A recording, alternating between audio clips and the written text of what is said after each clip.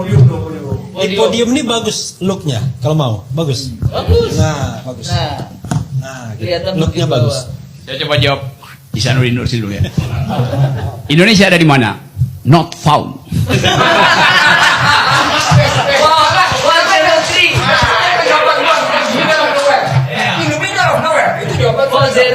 Not found. Tadi Ihsanuddin menyebutkan beberapa nama termasuk nama saya. Jadi saya mau klarifikasi dulu. Yang dia maksud dengan teman-teman saya itu yang disebut sebagai teknokrat di era Orde Baru. Dan yang kemudian carry over ke dalam era reformasi itu. Itu yang dimaksud tuh. Kan itu disebut teman-teman saya. Untuk dia nggak bilang saya. Karena saya memang nggak ada di situ. Saya menghindar dari situ tuh. Satu paket di dalam sejarah yang memang mendominasi dunia waktu itu adalah pikiran-pikiran neoliberal. Tapi saya bukan neoliberal, I am a liberal. Tapi kalau saya katakan saya Rocky Gerung adalah liberal, saya mesti kasih konteks. Kalau Anda bilang saya seorang liberal di Eropa, artinya Anda kanan, partainya konservatif itu, pro kapitalisme itu. Kalau di Amerika, liberal artinya kiri, yaitu mengupayakan social justice. Partai Demokrat itu liberal. Partai Republik itu yang neoliberal gitu. Nah, kadang-kala di sini itu ditukar balikkan karena otak-otaknya sungsang itu. Karena itu yang sering mesti saya bikin klarifikasi. Jadi kita kagum bahwa Ihsanuddin Nursi punya pengetahuan komprehensif bukan sekedar tentang metodologi ekonomi, tapi sejarah ekonomi. Itu yang penting sebetulnya. Yang nggak diajarkan di Fakultas Ekonomi itu atau di FISIP. Mengerti asal usul dari neoliberalisme dari tahun 44 ketika diadakan sidang di yang kemudian menghasilkan Bretton Woods sampai sekarang soal Bitcoin, kita nggak bisa lihat ada perdebatan bermutu di talk show tuh. Karena buta huruf semua tentang sejarah ekonomi itu. Jadi ini yang membedakan antara kami dan mereka. KAMI dan mereka. Yes. Walaupun saya dilarang bicara ilmiah, tapi akhirnya saya mesti balik ke situ dulu tuh. Tadi juga diucapkan orang yang namanya Francis Fukuyama itu. Seorang neolib tulen yang memanfaatkan pikiran Hegel untuk menerangkan bahwa dunia di tahun 90 terbaca di dalam judul bukunya. Di tahun 90 terbaca di dalam judul bukunya The End of History. Dunia udah berakhir. Berakhir artinya diakhiri oleh kemenangan kapitalisme itu. The end of ideology, the end of macam-macam. Tetapi ada kata tambahan di dalam buku Francis Fukuyama, the end of history and the last man itu. Last man-nya adalah kapitalis itu. Kita mau itu KAMI juga mengajar bangsa ini dengan pengetahuan filosofi, legal reasoning, political economy. Karena bangsa ini buta huruf dengan itu. Istana tuh nggak tahu apa yang kita bicarain sekarang ini, nggak ada gunanya, karena dia nggak ngerti. Yes. Jadi kalau sekarang kita merayakan 1 tahun KAMI dengan berita buruk yang diterangkan oleh 5 orang ini, kita justru harus gembira. Karena memang itu yang kita duga dari awal. Oh, ini akan terjadi pemburukan. Karena 8 poin yang diterangkan oleh KAMI berlaku sekarang. Yang dikonstatasi oleh kami, mulai pemburukan ekonomi, pemburukan kehidupan kebudayaan, pemburukan birokrasi, semua sekarang menyatu. Sehingga masuk akal ketika kita bilang, ini adalah the end of history dari Jokowi. Itu intinya. Memang, karena itu mahasiswa betul, the end game itu memang sedang terjadi. Bukan karena voluntarisme kita, tetapi faktor-faktor sosiologi bergerombol untuk memastikan bahwa Indonesia sedang berada di ujung kehancuran. Itu sekarang pilihannya mau dicegah nggak kehancuran itu. Kita udah berupaya 1 tahun nggak bisa, jadi biarin aja kan. Logikanya begitu sebetulnya. Nah, saya ingatkan sekali lagi bahwa tadi Francis Fukuyama akhirnya menyadari kekeliruan pikirannya itu. Karena itu kemudian dia tulis buku baru, judulnya Disruptive, The Great Disruption. the great disruption, kekacauan besar gitu.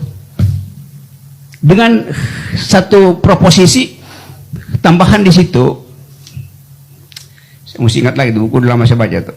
The great disruption and the reconstitution of social order. Jadi orang yang neolib pun sekarang mengerti bahwa kehidupan sosial itu harus diucapkan kembali, direkonstitusi itu. Basisnya kesalahan modal, luluran pakai modal sosial. Iya. Jadi terlihat bahwa para pemikir besar pun setuju bahwa kita harus kembali pada kehidupan kesetaraan manusia, solidarity itu, dan itu yang jadi tema dari KAMI. Jadi sekali lagi kita bersekutu di sini dalam upaya untuk reconstituting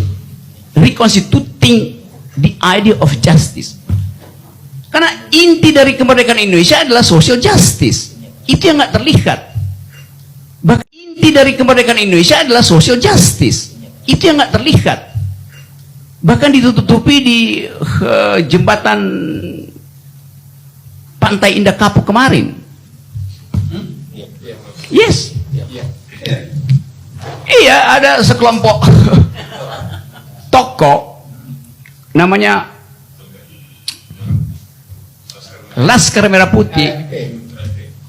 Laskar Merah Putih mau pasang bendera di Pantai Indah Kapuk, dihalangi, nggak boleh. Padahal sebetulnya Laskar Merah Putih ini juga tokoh-tokoh Cina, tokoh-tokoh Tionghoa yang mendirikan itu karena percaya bahwa persatuan Indonesia bisa disimbolkan dengan satu warna aja tuh, dengan dua warna merah putih tuh. Tapi dia dihalangi oleh aparat untuk masuk ke, bahkan hanya untuk menyeberang ke jembatan Pantai Indah Kapuk untuk pasang bendera merah putih nggak bisa, karena dianggap bahwa Pantai Indah Kapuk itu not found, bukan bagian dari Indonesia. Kan itu yang jadi tontonan kita untuk tahu bahwa memang pemerintah ini mengeksploitasi rasialisme supaya mudah dikendalikan kalau terjadi social unrest itu. Jadi bayangkan misalnya nih, Chinese community di dalamnya ada struktur yang berlapis-lapis, ada yang kaya banget, ada yang miskin banget. Kalau saya pergi ke Singkawang, saya ketemu dengan orang Cina yang jadi pembersih-bersih ya Pak, tukang sapu jalanan, yang miskin sekali. Tidak jauh dari Pantai Indah Kapuk, karena namanya Cina Benteng, yang betul-betul pariah tuh. Jadi terlihat bahwa negara mengeksploitasi pemodal Cina sekelompok sambil setelah dia kuras dipalak begitu, tapi isu rasial tetap dipertahankan karena itu cara untuk mengendalikan masyarakat. Hal yang biasa kita baca di dalam buku-buku political philosophy, di dalam upaya untuk memahami bahwa niat pemerintah sebetulnya adalah menghalangi persatuan supaya dia bisa kendalikan keadaan itu. Itu busuknya pemerintah yang diajarkan oleh Niccolo Machiavelli sampai siapa namanya tuh 1984. Siapa yang nulis itu? Who is the writer of 1984? Orwell. George Orwell. Sampai kita baca buku yang ditulis oleh Ihsanuddin Nursi. Jadi kalau kita bikin refleksi Indonesia hari ini, lepas dari soal kita mau konfrontasi, kita mesti katakan bahwa kepemimpinan hari ini kepemimpinan yang tidak dituntun oleh pikiran. Dia nggak ngerti apa yang sedang terjadi. Bahkan ditanya apa itu Taliban, apa itu Taliban? Dia knows nothing gitu. Jadi saya ingin sekali untuk tadi Gus Nur betul bahwa atau siapa tadi, jangan kita ulang tahun aja. Memang kita hanya baru bisa ulang tahun karena 1 tahun ini kita justru merayakan apa yang kita duga akan terjadi, yaitu pemburukan. Nah nanti tahun depan, mungkin nggak sampai tahun depan, kita akan bikin sidang istimewa kami. Karena akhirnya waktu kita ajukan proposal perubahan 1 tahun yang lalu, kita bilang ini adalah gerakan moral. Energi kita datang dari keprihatinan terhadap bangsa. Selama 1 tahun kita mesti lakukan reevaluasi dan bikin kondisi baru. Apa yang mesti kita soundbite kita, nama baru untuk keadaan ini apa? Kita mesti beri nama keadaan ini.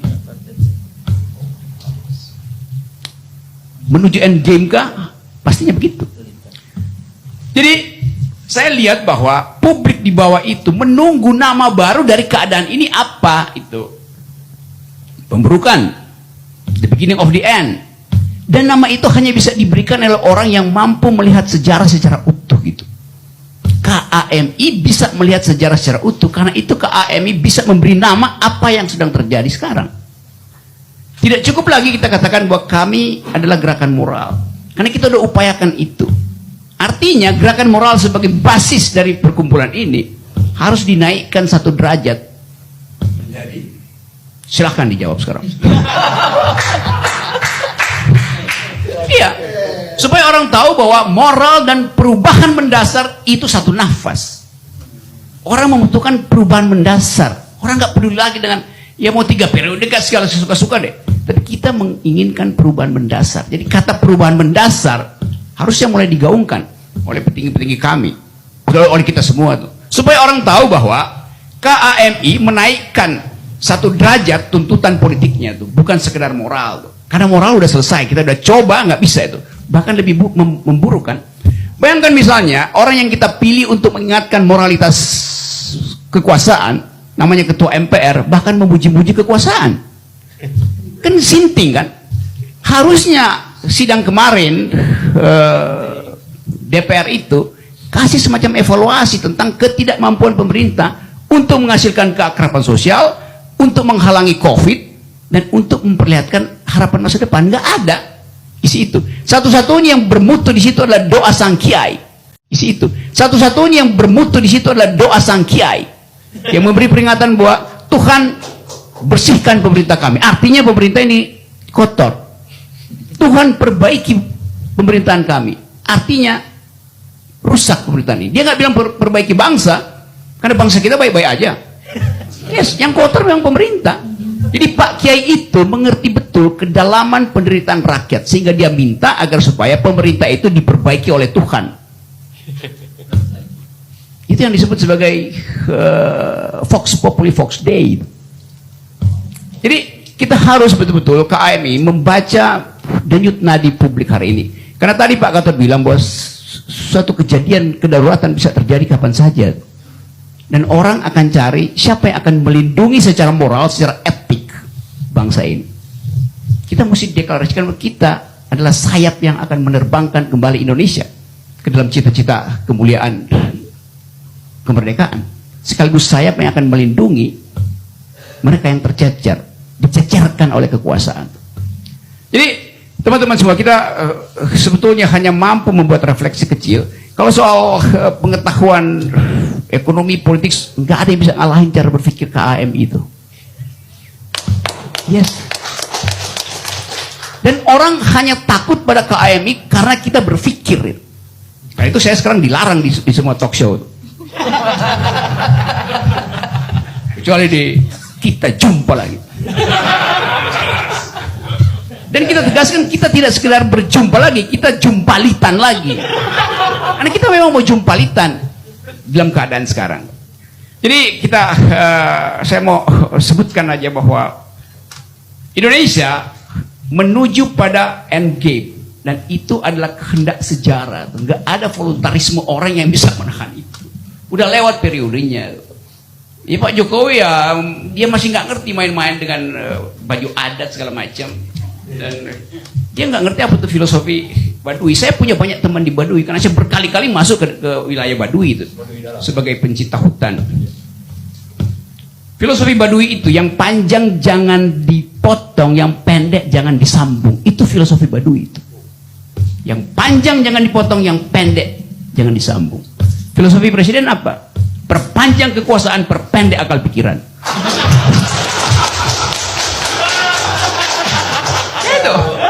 Begitu kontrasnya. Jadi oke, teman-teman, saya kira itu pikiran pendek kita dalam upaya untuk menghasilkan ulang Indonesia. Terima kasih.